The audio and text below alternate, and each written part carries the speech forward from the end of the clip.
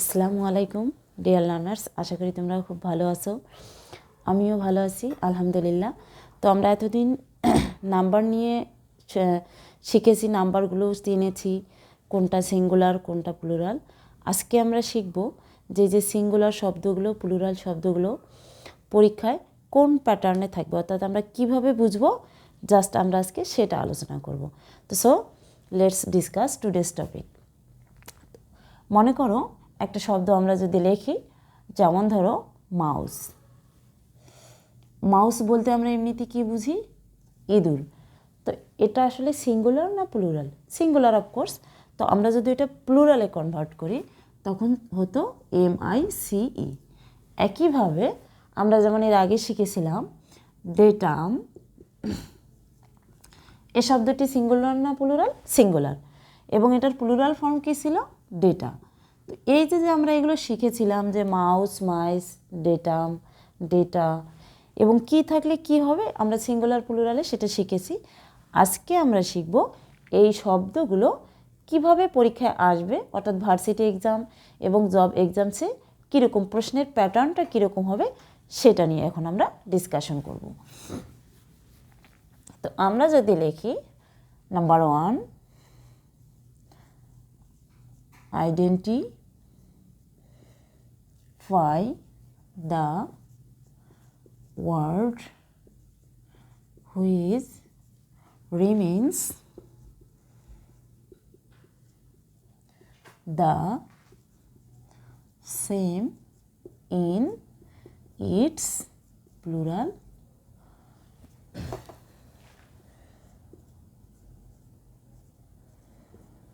form। মনে করো অপশন দেওয়া থেকে 4টা, তো আমি 2টা করে অপশন লিখব। যেমন ধরো দেওয়া আছে এয়ার ক্রাফট, আরেকটা দেওয়া আছে তোমার হলো মাউস,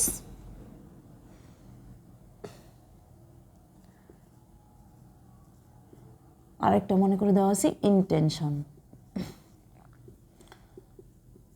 এটা তোমার আসছিল 40তম BCS-এ আসছিল, এই প্রশ্নটা আসছিল 40তম BCS-এ। তো দেখো প্রশ্নের ক্যাটাগরিটা কী ছিল? Identify the word which remains the same in its plural form. এখন আইডেন্টিফাই করো, আইডেন্টিফাই শব্দটির অর্থ কী?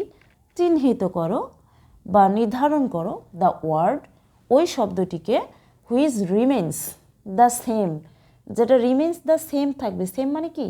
একই রকম থাকবে। ইন ইটস প্লুরাল ফর্ম, অর্থাৎ প্লুরাল ফর্মে একই রকম থাকবে। তার মানে কি বোঝাচ্ছে? যে সিঙ্গুলার ফর্ম এবং প্লুরাল ফর্ম একই, এই শব্দটা সিঙ্গুলার প্লুরাল একই হবে। তো মনে করো অপশন থাকে 4টা, জাস্ট আমি 3টা লিখেছি, এয়ারক্রাফট, মাউস, ইন্টেনশন, তাই না? আমরা জানি মাউসের প্লুরাল ফর্ম হচ্ছে মাইস, তার মানে প্লুরাল ফর্ম আলাদা। ইন্টেনশনেরও প্লুরাল ফর্ম আছে। একইভাবে এয়ারক্রাফট শব্দটির কিন্তু সিঙ্গুলার এবং প্লুরাল ফর্ম একই। তাহলে আমাদের সঠিক উত্তর হচ্ছে এয়ারক্রাফট। ক্লিয়ার? তো এরকমও প্রশ্ন হতে পারে। আবার মনে করো যদি খুব সহজভাবে, এটা যেহেতু BCS-এর প্রশ্ন একটু পেঁচায় করেছে, আবার যদি মনে করো এমনিতে সাধারণ প্রশ্ন হয় সেগুলো খুব সিম্পলি করে, তো আমরা সেগুলো নিয়েও ডিসকাশন করব। যেমন এরকমও হতে পারে যে plural form of the word, এরকম আছে plural form of the word basis,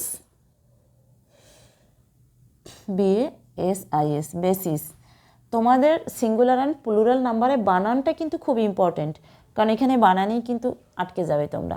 basis is, তাহলে দেয়া আছে plural form of the word basis, তার মানে বেসিস শব্দটির প্লুরাল ফর্মটা কি হবে, রুফটা কি হবে, তাই না? অপশন দেওয়া আছে, মনে করো 3টা অপশন দেওয়া আছে। যেমন ধরো দেওয়া আছে বেসেস, তারপর দেওয়া আছে তোমার বেসিস, BASIES, এরকম দেওয়া আছে। আবার মনে করে দেওয়া আছে BASISS, এরকম। এটা আসছিল তোমার খুলনা বিশ্ববিদ্যালয়ে 18-19-এ আসছিল। আবার মনে করো মাদক নিয়ন্ত্রণ অধিদপ্তর 18-তে আসছিল, 20-এ আসছিল। তো এরকম নানান পরীক্ষাতে আসছিল অনেক টাইপের প্রশ্ন। তো এখানে লেখা আছে plural form of the word basis is, তার মানে বেসিস শব্দটির প্লুরাল ফর্ম কি হবে? দেখো বানানগুলো কিন্তু পাশাপাশি, এখানে দেওয়া আছে বেসিস, তো আমরা আর এখানে দেওয়া আছে বেসিস আইএস আর এখানে ডাবল এস। পার্থক্যটা কোথায়? এখানে বিএএস ইএস আর এখানে পার্থক্য আছে বিএএস আই ডাবল এস। তোমরা যদি শুধু উচ্চারণ করো তাহলে কিন্তু সমস্যা হবে। এটার উচ্চারণ বেসিস, এটার উচ্চারণ বেসিস। পার্থক্যটা কোথায়? বানানের ক্ষেত্রে। তো আমাদের বানান করে করে মুখস্থ রাখতে হবে। তো আমাদের সঠিক উত্তর কি? অফকোর্স তোমরা ভাবছো এটা সঠিক উত্তর এবং এটাই ঠিক, কেননা আমরা শিখেছিলাম আইএস থাকলে ইএস হবে, তাই না? আমরা কিছু শর্ট টেকনিক শিখেছিলাম, পূর্বের ভিডিওগুলোতে আছে, যেমন ইউএম সমান সমান এ হয়, আবার আইএস থাকলে ইএস হয়, এফ বা এফ ই থাকলে আইভিইএস হয়, এরকম অনেক শর্ট টেকনিক আছে, আমি শিখিয়েছি তোমাদের গত ভিডিওগুলোতে। তো তোমরা যারা ভিডিওগুলো দেখোনি, ভিডিওগুলো অফকোর্স দেখবে, তাহলে তোমরা বুঝতে পারবে যে প্রশ্নের মানে কোনটা সিঙ্গুলার এবং কোনটা প্লুরাল। তো দেখো এখানে সঠিক উত্তর কোনটা? বেসিস, অর্থাৎ B A S E S, I double S দাগানো যাবে না। তো এটা মূলত আসছিল তোমার মাদক নিয়ন্ত্রণ অধিদপ্তর 20 সালে এবং খুলনা বিশ্ববিদ্যালয় 18-19-এ আসছিল। তো এরকম আরও একটা প্রশ্ন আমরা দেখি, যেমন ধরো এরকম হতে পারে, what is the plural number of ovum, OVUM। ঠিক আছে, আমরা যদি লিখি OVA, এটা নাম্বার 1 অপশন, তারপরে লিখি আমরা OVUMS। আচ্ছা, আমরা সাধারণভাবে যেটা জানি যে এস থাকলে প্লুরাল হয়, তো তোমাদের মনে হচ্ছে যে এটা অ্যান্সার, তাই না? OVUMS এটা অ্যান্সার মনে হচ্ছে, কিন্তু অরিজিনালি সেটা কিন্তু অ্যান্সার না, তোমাদের অ্যান্সার হচ্ছে ওভা। দেখলে কি মনে হবে যে এই যে ওভাম শব্দটা বড়, সিঙ্গুলার ফর্মটা হবে ছোট? অফকোর্স তোমাদের মনে হবে না, কি মনে হবে? যে ওভামসটা হচ্ছে প্লুরাল ফর্ম, কিন্তু সেটা তোমাদের ভুল ধারণা। আমরা শিখেছিলাম ইউএম থাকলেই এ হয়, আমরা শিখেছিলাম ইউএম ইকুয়াল এ, তাই না? দেখো এখানে ইউএম আছে, ওভাম, ইউএমের জায়গায় কিন্তু এ আসবে, এটাই কিন্তু সঠিক উত্তর। ঠিক আছে, তো এই যে আমি প্রশ্নটা লিখলাম যে ওভাম এর সিঙ্গুলার, ওভাম শব্দটি হচ্ছে সিঙ্গুলার আর প্লুরাল ফর্ম হচ্ছে ওভা, এটা কোন এক্সামে আসছিল সেটা একবার আমরা দেখে নিই। এটা মূলত 39তম বিসিএসে আসছিল। ঠিক আছে, 39তম বিসিএসে আসছিল তোমার হলো ওভাম এর সিঙ্গুলার ফর্ম কি। তো এরকম আরও আছে, যেমন ধরো আমরা হুইজ ওয়ান ইজ সিঙ্গুলার, যেমন দেওয়া আছে রেডিয়াস,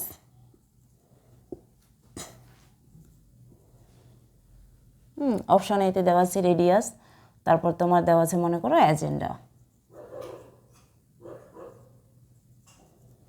এখন কথা হচ্ছে আমরা জানি যে ইউএম থাকলে সিঙ্গুলার হবে, আবার ইউএম এর জায়গায় এ, এর আগে যেটা আমরা শিখলাম। তো এজেন্ডাম হচ্ছে সিঙ্গুলার আর এজেন্ডা হচ্ছে প্লুরাল।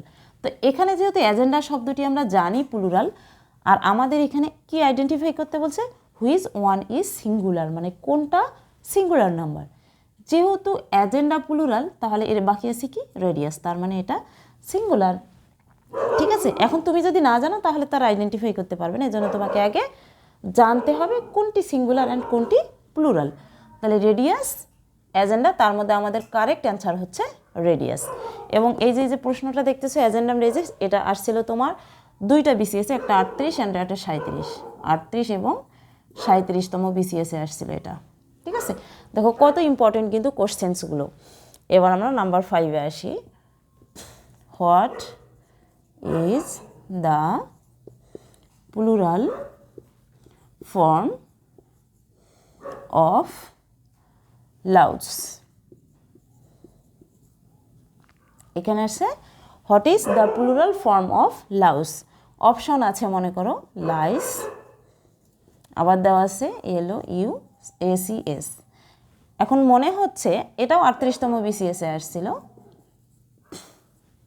এখন মনে হচ্ছে যে যেহেতু এস বাই এস প্লুরালের চিহ্ন, তার মানে এই লাউসেসটা প্লুরাল। অফকোর্স এটা তোমাদের ভুল ধারণা, সঠিক অ্যান্সার হচ্ছে লাইস। তাহলে সঠিক অ্যান্সার কী হবে? লাইস, এবং লাউসেসটা তোমার ভুল। এটা 38তম বিসিএসে আসছিল এবং খুব important. What is the plural form of Laos. তাহলে লাউসের প্লুরাল ফর্ম হচ্ছে লাইস, মাউসের প্লুরাল ফর্ম হচ্ছে মাইস। তো এই টাইপের এই ক্যাটাগরিতে প্রশ্নগুলো তোমাদের হতে পারে, অর্থাৎ শুধু সিঙ্গুলারও আইডেন্টিফাই করতে বলতে পারে, আবার সিঙ্গুলার প্লুরাল একই রূপ, যেমন নাম্বার 1-এ আমাদের ছিল যে সিঙ্গুলার প্লুরাল একই রকম। আর আরও একটা খুব কমন একটা আমাদের পরিচিত শব্দ হচ্ছে নাইফ, KNIFE। যেমন মনে করো আছে হোয়াট ইজ, না এরকম না, একটু ব্যতিক্রম আছে, which one is singular. Option দেওয়া আছে, মনে করো KNIFE, আবার দেওয়া আছে KNIVES। হ্যাঁ, এখানে দেখো এই প্রশ্নটা অনেকগুলো পরীক্ষাতে আসছিল। তোমার রাজশাহী বিশ্ববিদ্যালয়ে আসছিল 15-10-12, অর্থাৎ 15-16 সেশন, 10-11 এবং 12-13। আবার খুলনা বিশ্ববিদ্যালয়ে এটা আসছিল, খুলনা বিশ্ববিদ্যালয়ে আসছিল তোমার 5-6-তে। আবার ইসলামী বিশ্ববিদ্যালয়ে এসেছিল ইবিতে, এটা আসছিল তোমার 96-তে। তো দেখো মোটামুটি অনেকগুলো ভার্সিটিতে কিন্তু এই কোশ্চেনটা আসছিল। নাইফ, তো লেখা আছে which one is singular, knife, Knives. তো আমরা যখন পূর্বের ভিডিওগুলোতে দেখতে পারবো FE ইকুয়াল VES, F বা FE ইকুয়াল VES কখন হবে এবং কখন হবে না, এগুলো পূর্বের ভিডিওগুলো দেখলে তোমরা অফকোর্স বুঝতে পারবে।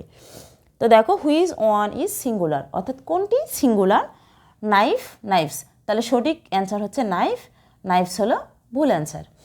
তো এটা আসছিল আমাদের রাজশাহীতে আসছিল, খুলনাতে এবং ইসলামী বিশ্ববিদ্যালয়তে আসছিল। আমি সংক্ষেপে লিখছি খুবই ইবি অ্যান্ড রাবি। তো যাই হোক, এই ছিল আমাদের নাম্বারের উপর প্রশ্নের ক্যাটাগরি। তো এই ক্যাটাগরিতে মূলত আমাদের প্রশ্নগুলো হবে। তো তোমরা যারা নাম্বারের ভিডিওগুলো দেখেছো এবং বুঝতে পেরেছো তাদেরকে সো মেনি থ্যাঙ্কস।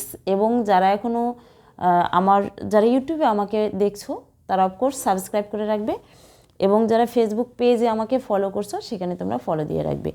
তো আশা করছি তোমরা নাম্বারের উপর যে প্রশ্নের যে ক্যাটাগরিটা সেটা আজকে তোমরা বুঝতে পেরেছো। তো আমি অলরেডি কোন কোন শব্দগুলো জাস্ট সিঙ্গুলার হিসেবে ইউজ করা হয় অ্যান্ড সিঙ্গুলার প্লুরাল উভয় ক্ষেত্রে ব্যবহার করা হয় সেগুলো করেছি। এখন তোমাদের বাকি আছে যে কোন ওয়ার্ডগুলো জাস্ট প্লুরাল হিসেবে ব্যবহার হবে, সিঙ্গুলার হিসেবে নয়, সেই ওয়ার্ডগুলো নিয়ে আমি নেক্সট ভিডিও দিব।